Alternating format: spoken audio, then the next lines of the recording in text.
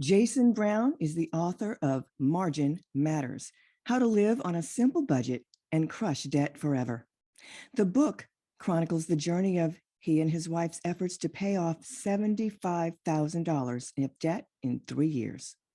Additionally, the book shares Jason's thoughts on how to create more margin in your life, no matter how much money you make. In 2021, he released It Is Possible: How I Earned 2 Debt-Free Degrees and How You Can Too. The book serves as the answer to the student loan debt crisis and provides strategies, tips, and hope to individuals who desire higher education without debt. Welcome, Jason. Jason, I'm so glad to have you with us today.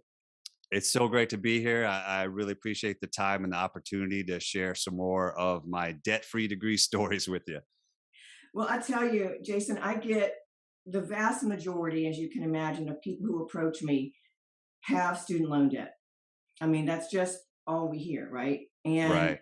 matter of fact, I got a email from someone today asking, you know, my daughter has this going on and it's going to cost a freaking fortune. What do we do? It's like there's, choices. You have to make the right choices. So you did something that most people don't do. You earned 2 debt-free degrees, two, not just 2 undergrads, which, by the way, is easier than doing what you did. You got an undergrad and a master's degree, both debt-free. True. Talk to us a little bit about that. How on in the world, first of all, you're pushing my age. Okay. So you didn't do this, your parents didn't just hand you a buttload of money. No, They didn't no, start saving money by the time you were born and suddenly, by some miracle, had enough. nope, You were not a student athlete that nope, got a full ride. No. Were nope, you the epitome of, oh my gosh, he's just brilliant and a genius? And so they just handed you money. nope, and no academic scholarships or anything like that. So yeah, there was a lot of different, I guess, avenues I took to pay for the schooling, and I actually went to both. So I'll give some clarity. I'm 46, and uh, I went to undergrad in the mid to late 90s. So obviously, college was much less expensive then. However, I did go back to school more recently and earned my master's degree from 16 to 18. So that is right in the height of this student loan debt crisis, with college tuitions being very, very high like they are now. So I actually earned both degrees at Kennesaw State University, which is located just north of Atlanta, Georgia. And when I started my undergrad, the school was back then it was a commuter school. So I actually lived at home.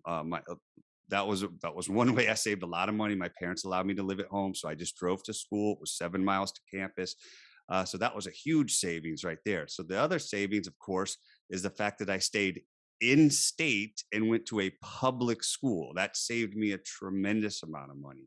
Now, when I was in school, I was also working. I worked at Chick-fil-A, and Chick-fil-A has a scholarship program. So I actually was able to earn. Now back then their scholarship program is not as robust as it is now. So back then I only earned $1,000 scholarship during my time there. Now I want to say they give like 2,500 bucks a year, and then there's a bigger one that you can apply for that's like 25,000. So they've really improved their scholarship program since my time at working there. So I got a scholarship at Chick-fil-A. I ended up working like 3 part-time jobs. So I was working jobs on campus. I was working as the sports editor for the student newspaper. I was studying, broadcast journalism at the time. So I wanted to get into sports and stuff. So then I went and worked in the athletics department. So I was helping them out. And then I also got a retail job right across the street from campus. There's a mall. So I went and worked at the local mall across the street. So I was working all these different part-time jobs, making money. Of course, it was challenging, going to school and stuff. And then I also got, so I started working in the athletics department, but they really didn't have a budget to pay me. So I was doing it just for the experience and getting internship credits and stuff. And after several years, the athletic director kind of got creative in compensating me. So my junior year, he put me on a book scholarship. So I had all my books paid for my junior year. And then my senior year, he actually did. I know you mentioned athletic scholarship. I was no athlete, but he actually gave me an athletic scholarship. I got a full scholarship for my senior year through the athletic department. And to my knowledge, I was the first non-athlete to get an athletic scholarship. So that was a very blessing. It was a huge surprise and a blessing that something that I never would have even expected to happen. So that paid for my entire senior year. And then the other things I did to save money in undergrad, of course, I bought used books. And then I also went, because I was paying it out of my own pocket, paying as I went. So I actually went part-time a lot, because that's all I could afford. So of course, by doing that, you get way behind. So then I started going to summer school every year. So I went to summer school 3 years in a row, took at least one class just to try to get caught up a little bit. So I was going to school year round, but I was just stretching it out and just paying what I could afford. So my undergrad ended up taking about 5.5 years to get that degree. So that's awesome, though. I mean, I think we forget that there are options to doing this, right? And Right, right. There's stretching so it out, many. Right. all of that is, you have probably done almost, not every, but almost every strategy that there is to getting your degree paid for, or paying it on your own as you go, without ending up with debt, because nobody said that you have to do this in 4 years. Okay. You are, Correct. the difficulty, people say, oh, well, it costs more money when you go longer. Yes and no. Hmm. The cost is not in the tuition and fees, because that is being paid, believe it or not, by the number of credit hours. You end up paying more for school if you don't have the right degree, if you change degrees and your previous credits don't count. That's what can take more time and cost you more money. The That's so part, true. if you stay with a particular degree plan and you're stretching it out over time, and I've known many people who've done this, my dad was one, then the cost for doing that would be perhaps being in the dorm.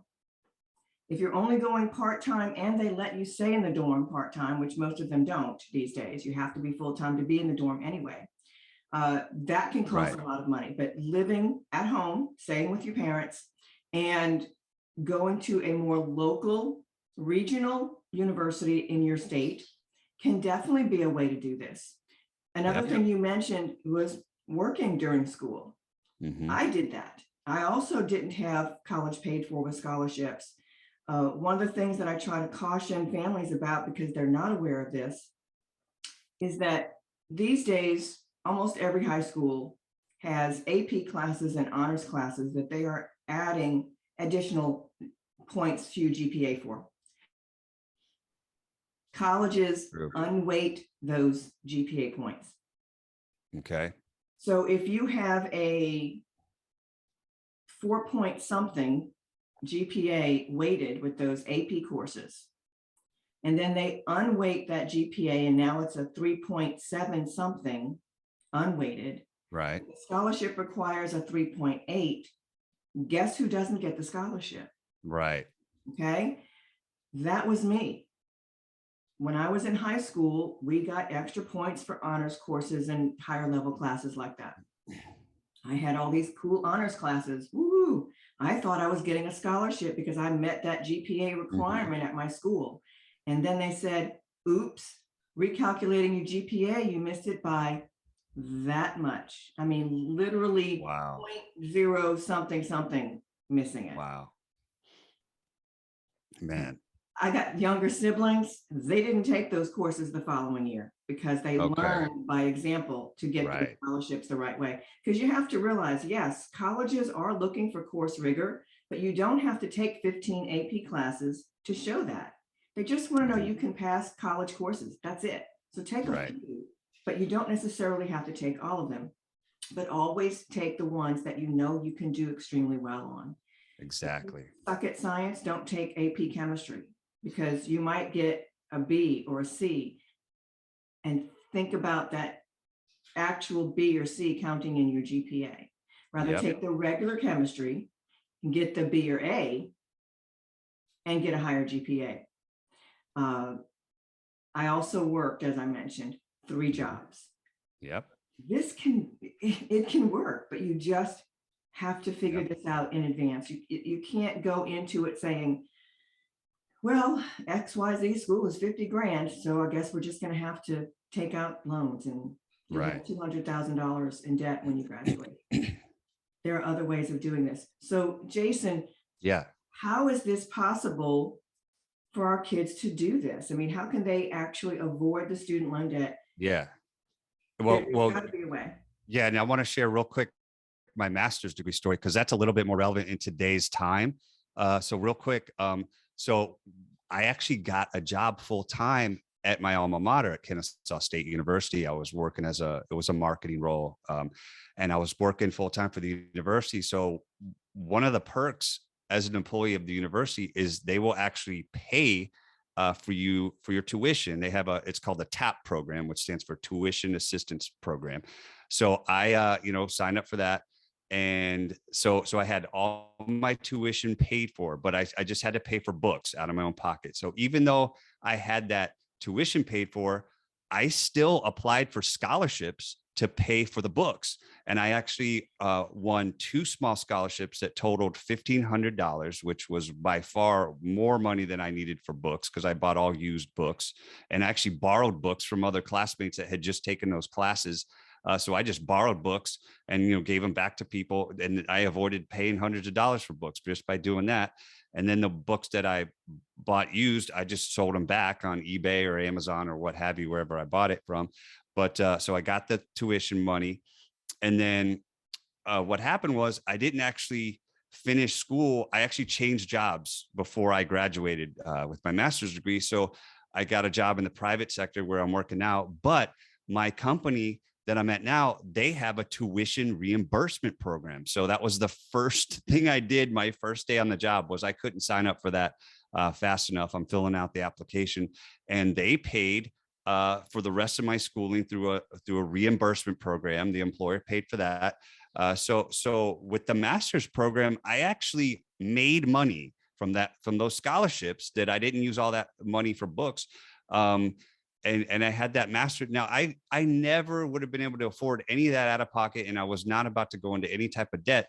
I want to say I tried to figure out the value of that. That master's degree program was well over just the tuition alone would have been well over $20,000. It was a 2-year program. So I had all that completely paid for, just from all those different avenues that I just mentioned, and these things are out there. So the tuition reimbursement program, this is a big trend right now with employers. You're seeing it in the news. You see the big name companies in the news. Target just recently announced that they're going to be doing this for their employees. I think Publix, Costco, of course, Starbucks. You hear about them doing it. All the the trendy companies. They get the publicity for it, but there's lots of companies that are doing this now because they value their employees and they want them to get higher education so they can be a better employee for the company. So it's a win-win. So like for me, I'm a professional writer, and I went back to school and got a master's in professional writing. So of course my employer, this lines up exactly with what I do. Of course, they're going to want me to do this and to support me. And they want to, hey, we want to help you, financially pay for this because it's going to make you a better writer for us, for our employee, for our company. So it's these things are out there. You just have to kind of research it. And hey, if you're in the job market right now, because here we are in the pandemic, the great resignation, everybody's quitting their jobs and looking for new jobs. Look for a company that offers this. Look for a company that offers tuition reimbursement programs, and then you'll have the opportunity to get further education paid for. So that's one of the big ones. Let's see. You wanted to say what were some of the other things that we could do to avoid debt? Obviously, we talked about working. Now I know I don't have to tell you, apply for every scholarship and grant you can, but this is one that we haven't mentioned yet, is this dual enrollment program. Now, Yeah. this program, I had never heard of this before. And I'm sitting in grad school. This is actually a kind of a funny story I want to tell you. So I'm sitting in grad school in a creative writing class, and I think I was 40 years old, 42 at the time. And this kid sitting next to me, and I don't mean that derogatory. He's a 17-year-old high school kid.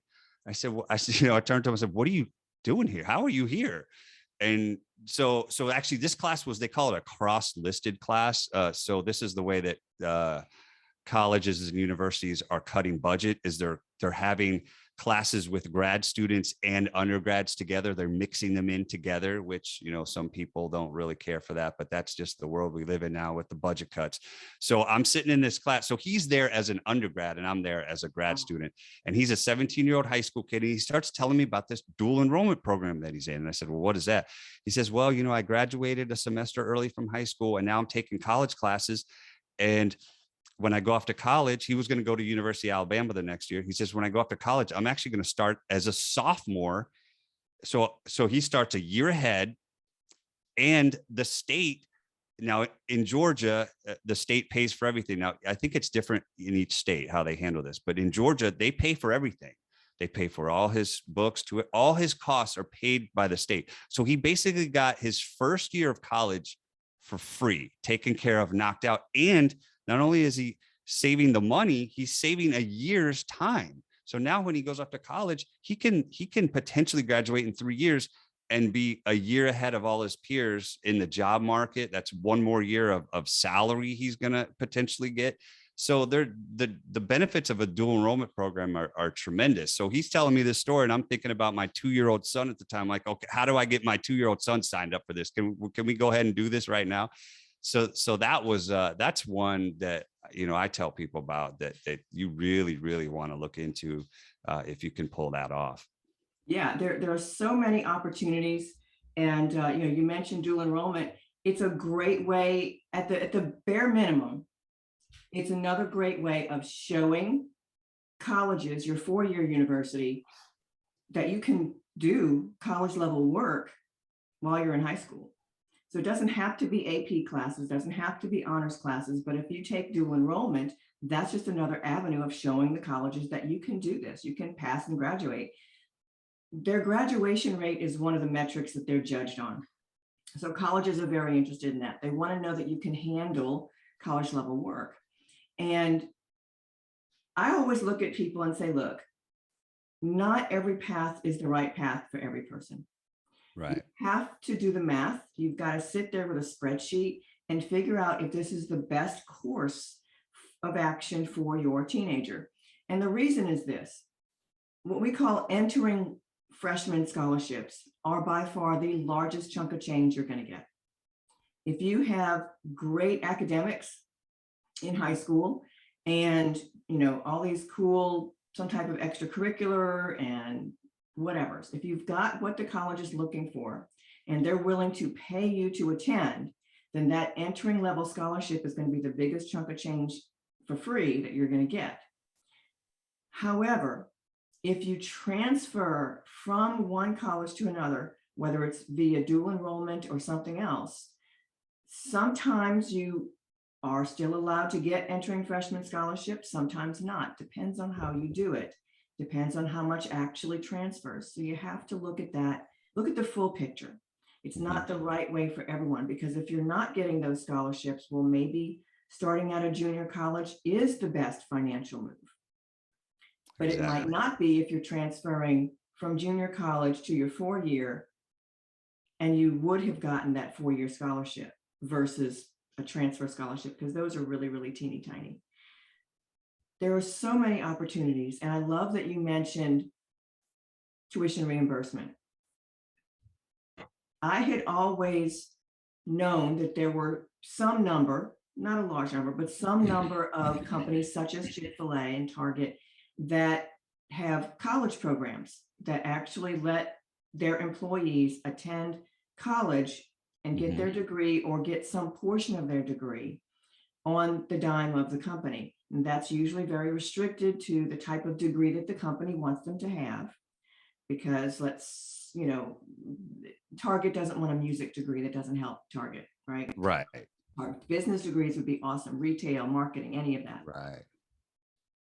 And usually it comes with the string attached that says you have to do it at this particular institution, because they've already negotiated the rate. They know how much they're paying.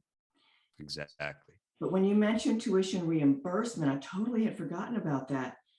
When I was reviewing literally thousands of postgraduate job applications a couple of years back, I did notice a few of those job offers came with tuition reimbursement. That is freaking awesome for kids that have a few student loans they're trying to get rid of.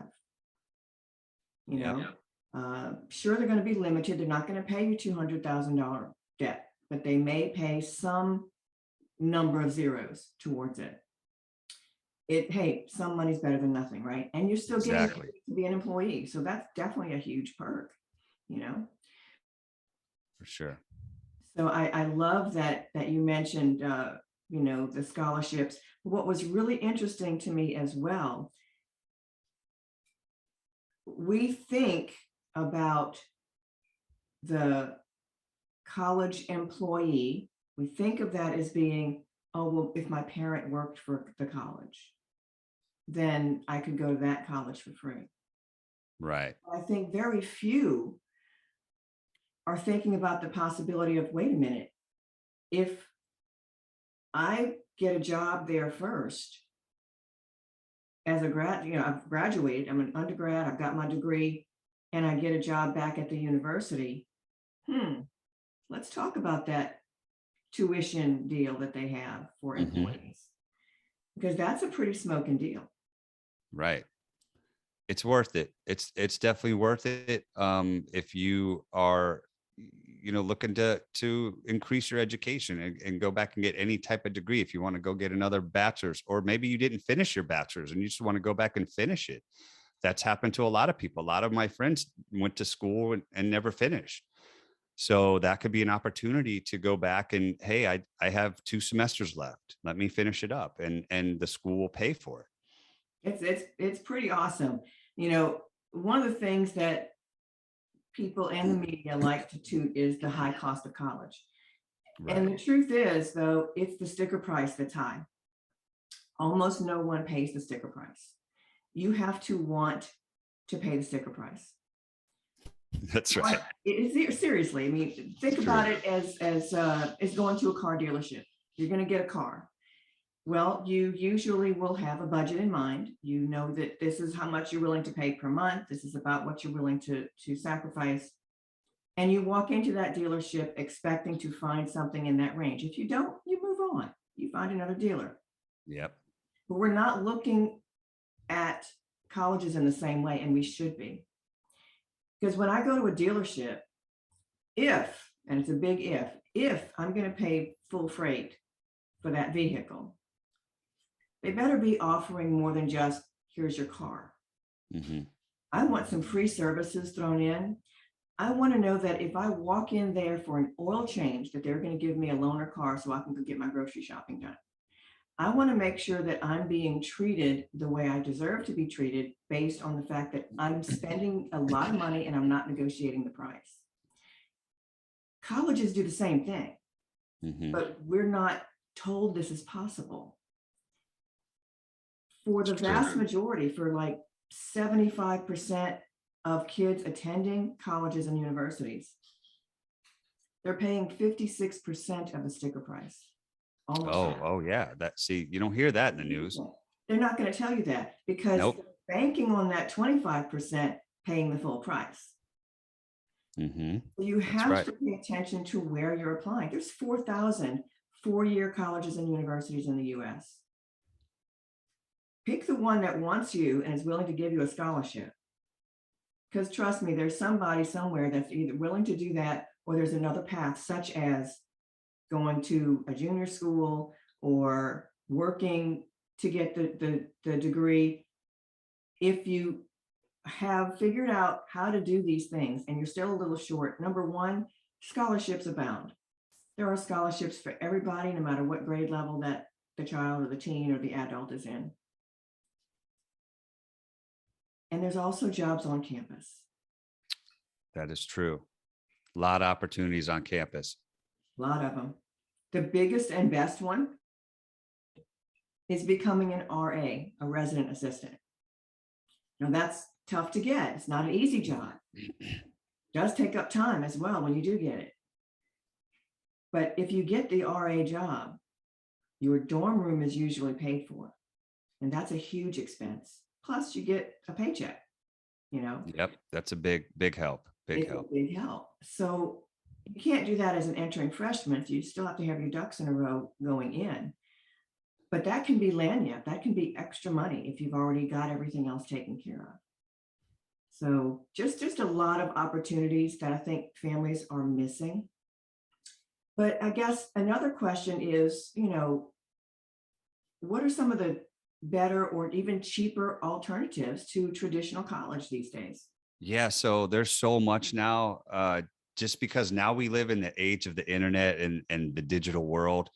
And that has really increased so many opportunities now for us, that we may not have had, 10, 20 years ago. So now, of course, you mentioned a couple of times, community college is a much cheaper alternative. And that's where you would go and get like a 2-year associate degree.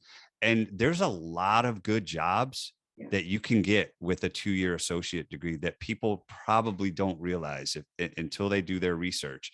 Now, of course, there's online college, which we talked about a little bit.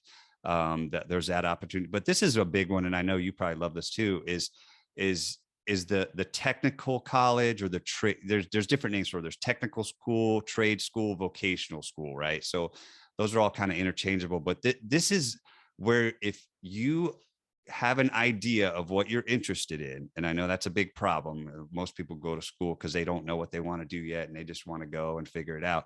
But if you know what you're interested in, and you can go to a trade school and learn that job specific skill, probably in at least half the time and at least half the cost.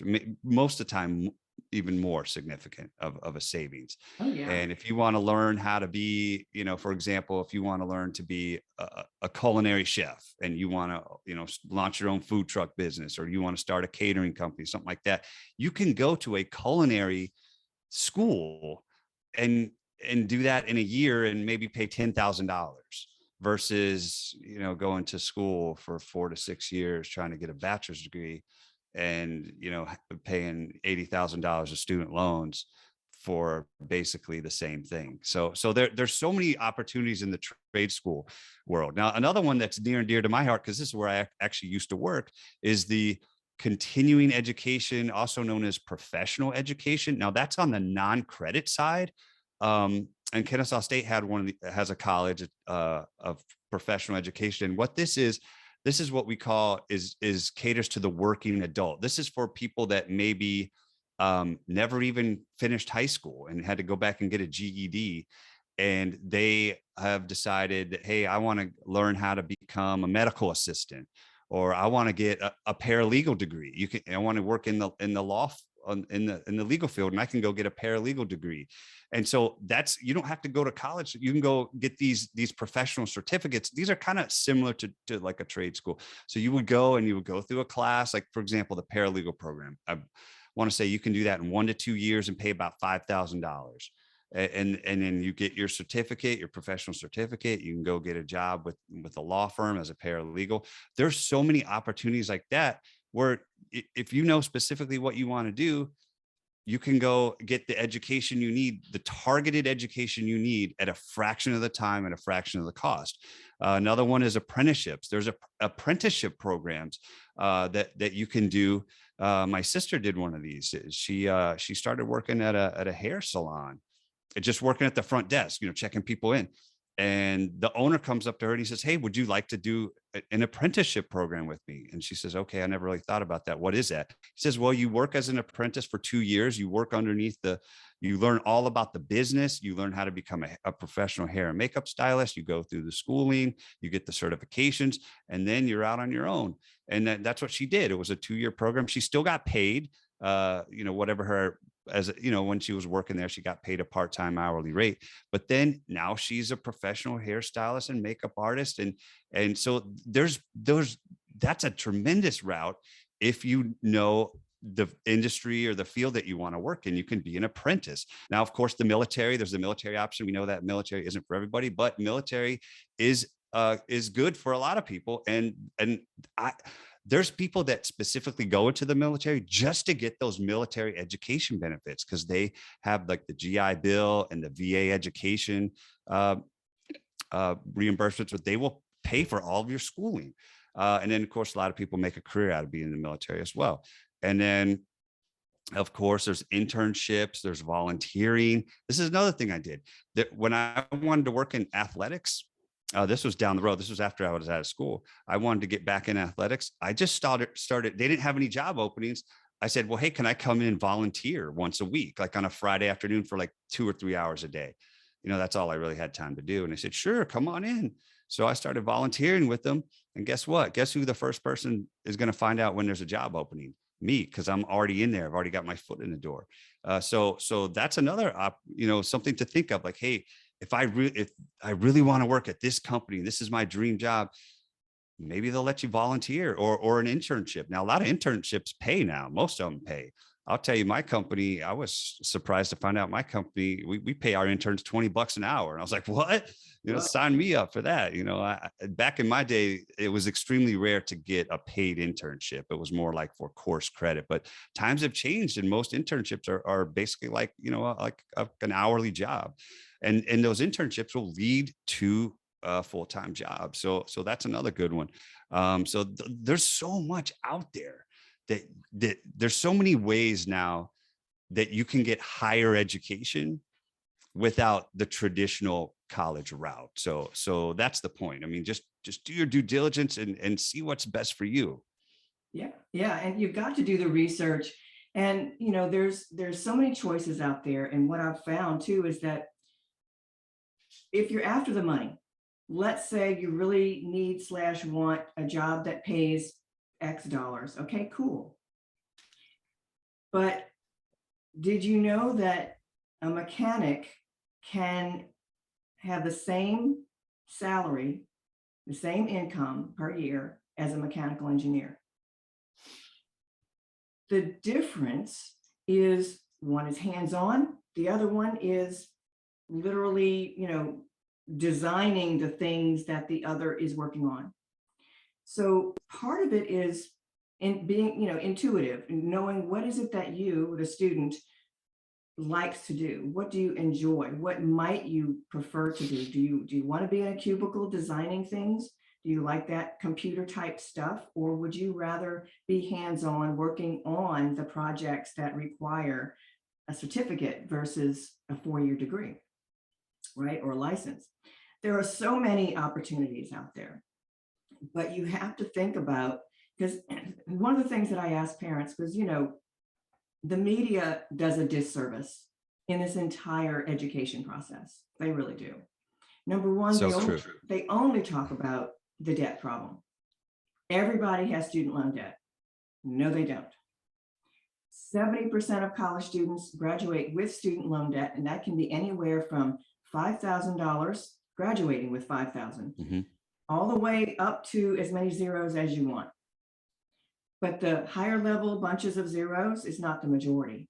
The average is actually closer to $30,000 to $31,000. That's how much they're graduating with. Now, to you and me, Jason, that's not a heck of a lot of money. That's a brand new car note. Okay. But to a 22-year-old coming out of school, that's still $400 a month. But one of the things that you have to realize is that you don't have to attend a pricey school to get a really good job. There's so many studies out there that prove just the opposite, that prove The name on your diploma makes no difference whatsoever. So if you're curious, if a parent is saying, but I need my child to go to XYZ college because then they'll, quote, get a good job. If you're concerned about that, look at your state university as an example, or whatever other colleges they might be interested in. Look at that college, go to their career center and ask this question. Of course, in the days of the pandemic, nothing live has been going on, but ask this question.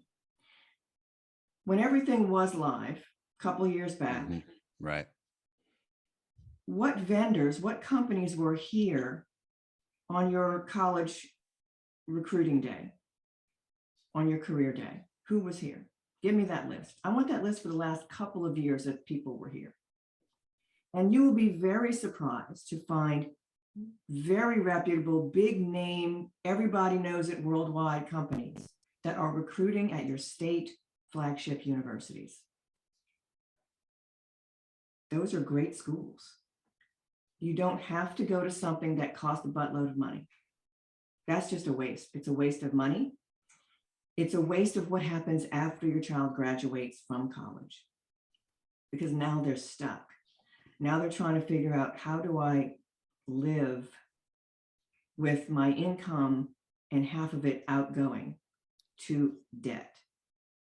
You have to think about that. Do you want them living on your couch or in your basement forever because they can't afford a place on their own?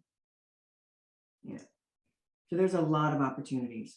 And as you mentioned, college degree isn't all there is. There are other options, but you have to think ahead. What is it that you really want to do? What's the real goal? What is the real goal? Is the real goal, well, I need to be able to support a family. Okay. How would you like to do that? In your ideal world, what do you want to do? What would you really want to do? Let's figure out a way to get that opportunity for you without it costing an arm and a leg, because it doesn't have to. As you said, come on, guys. Jason has 2 degrees, an undergrad and a master. He did it in so many different ways. You can do this too, but you have to be dedicated to the fact and determined not to have debt. And that's why I'm here today, because both of my kids graduated with no debt because I was determined to figure out how to do it. This can be done. So I guess the other question, though, is a college degree worth it? Yeah, that's the murky. There's no black or white answer to that one. There's a lot of gray in that, and really the true answer is it depends. Correct. And it really depends on what degree program you're going to pursue.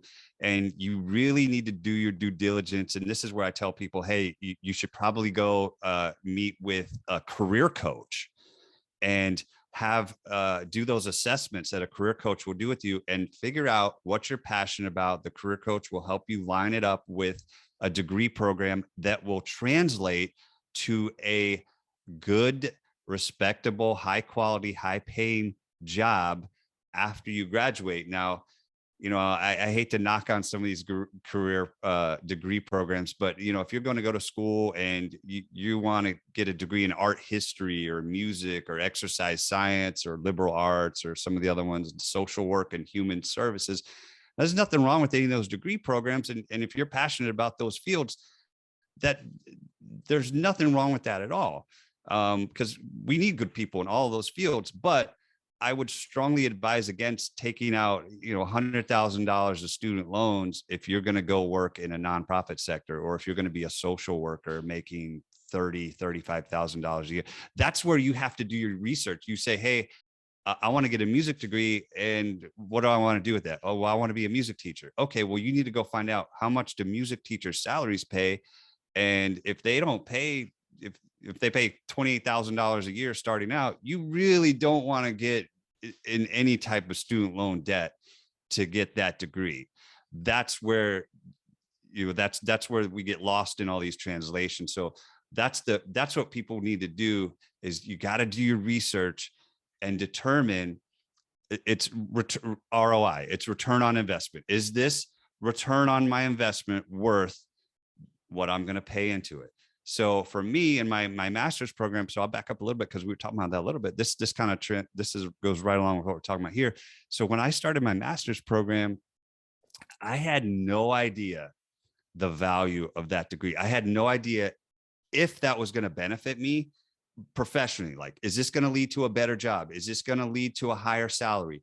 Obviously, there's always the benefit of more education is always great, right? But I didn't know what was going to become of that. So that's why I didn't want to go into debt for it, because I had no idea what the return of investment of that degree that I was getting, the professional writing degree. I had no idea. It was a big risk to me. Honestly, that was a big risk. I was taking a big chance and a big risk, even though it was paid for, right? I had the financial barrier removed, but I did not have the time barrier removed. I still had to make a time commitment to go to school at night twice a week and to go to class to almost 10 o'clock at night for almost 3 years. That's a commitment too. So even though I had the financial commitment removed, I still had to make the time commitment. So I thought, can I do this? Can I physically do this? And what will it be worth? Will it be worth my time? So these are questions that each individual has to ask themselves and take into consideration. A, how much time am I going to need to put into it? And can I do that? B, how much money is it going to cost? Can I do that? And then, like, for me, I was like, okay, so, I'm not going to go into debt for this because I don't know what it's worth. Now, people make decisions. We know, like, if you want to get a law degree or you're going to be a doctor, we know those are higher paying salaries. So if you have a guarantee like that, you're like, hey, I'm going to get this degree, I'm going to get a law degree, and I'm going to go into debt. But I know my first job out of law school, I'm going to make, whatever, $150,000 a year. I have no idea. I'm just making that up. Then it's easier to make that decision to go into debt if you know that you're going to get a 6-figure salary. So again, that all goes into the decision-making process. Exactly. And one of the things that I realized too is that there are, when you think about this, over the last 3 decades, society, the powers that be, have been telling everyone you have to get a college degree to be successful in life. That's what we've been telling everyone. I believe it was high-priced colleges that started that rumor. Okay, that's cool.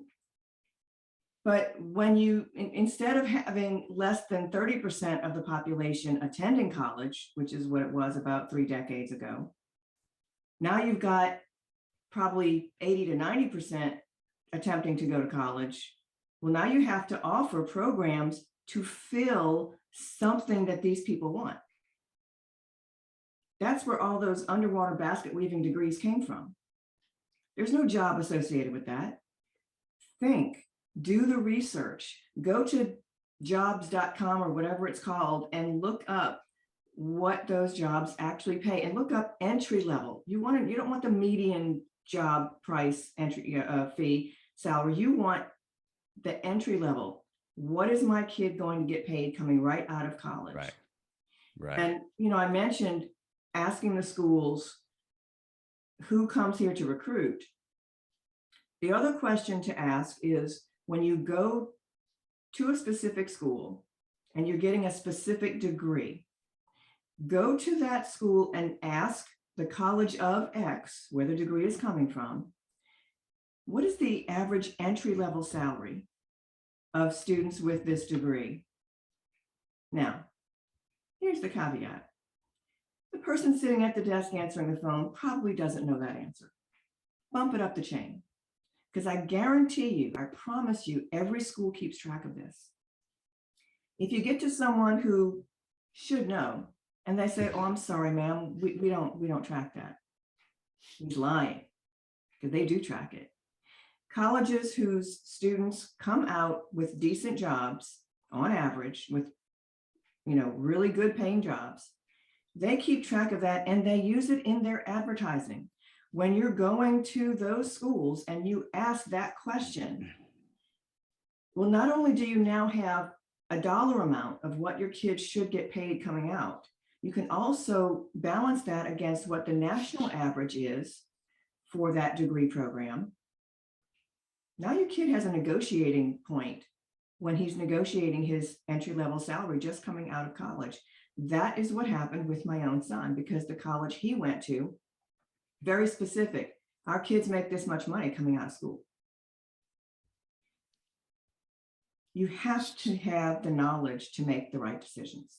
That's the bottom line, correct?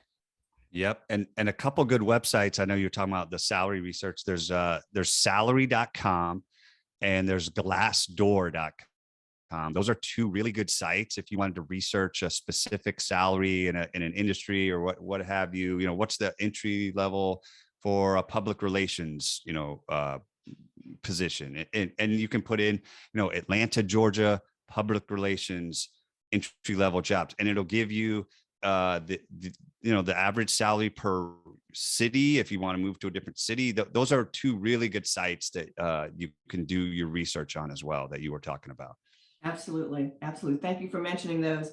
There's so many opportunities. I can't stress that enough. But the earlier you start this research, the better off you will be.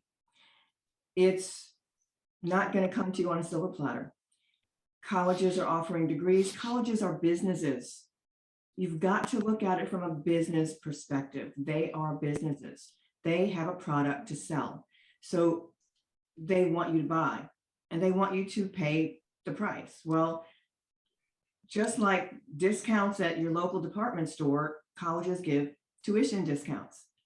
They don't call it that. They usually call it a scholarship, but it's a discount. That's really what it is 99% of the time. So go to the school that is willing to offer you the discount, and make sure that you're going to the right school for you, because transferring is going to cost you time and money no matter where you start off at. So true. We've got enough college educated baristas right now. So let's try to make sure. I mean, I remember even when I was in high school, I had a local job at a department store. There were people there with art degrees working the cash register. That's the only job they could get. Think Right. about the degree program you want. Is it really going to result in a paying job? These are just questions you have to ask yourself, and questions you have to answer before you make a commitment to the college, university, educational program that you're interested in. Do your research. Jason, thank you so much for being here. Talk to us a little bit about your book and where they can find it.